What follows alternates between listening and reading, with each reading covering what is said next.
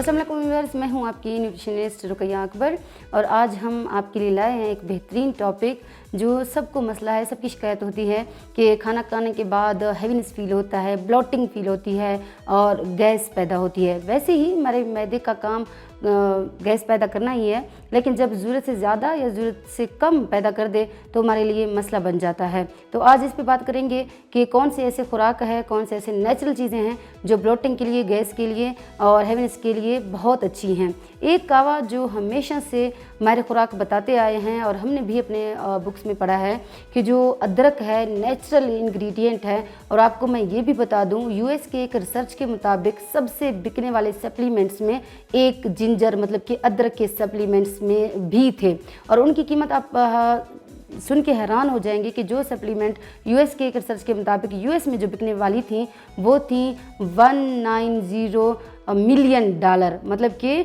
190 million dollars में ये बिकने वाले सप्लीमेंट थे और उसमें से एक सप्लीमेंट अदरक का भी था। यानी कि वहाँ के लोग आप देखें कितने नेचर की तरफ जाते हैं, कितनी अच्छी चीज़ें इस्तेमाल करते हैं। तो हमें भी इन चीज़ों की तरफ आना है और अदरक का कावा बना के पीना है। कैसे बनाना है? ऐसे जैसे सौंफ की एक चुटकी या 2 कप आप बना रहे हैं तो 2 चुटकी सौंफ ले लें और एक टुकड़ा अदरक का मतलब कि 1 इंच अदरक का टुकड़ा ले लें। और बेहतर यही है कि आप उसे ग्राइंड करके या मैश करके एज आ पत्ती, जैसे हम पत्ती डालते हैं पानी में, वैसे ही अदरक और सौंफ डालें। 5 से 7 मिनट उबालें उसको। और उसके बाद अगर शहद आपके पास है तो वेल एंड गुड, अगर शहद नहीं है तो आप नेचुरल स्वीटनर यानी कि गुड़ के साथ उसे पी सकते हैं। ये रात के खाने के बाद आप पी सकते हैं, या फिर आपको बहुत ज़्यादा इशू है तो आप हर खाने के बाद आप अदरक का इस्तेमाल कर सकते हैं।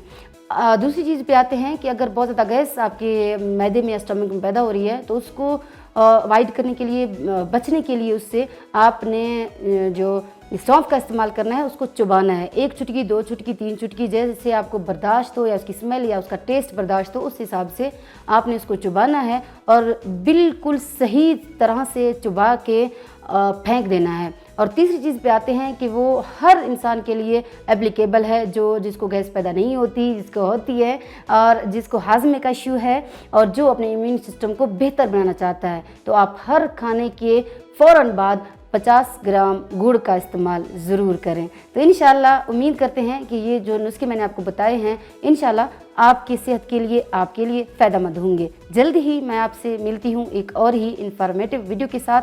तब तक के लिए दीजिए इजाज़त। अल्लाह हाफिज़। अल्लाह ने के बाद।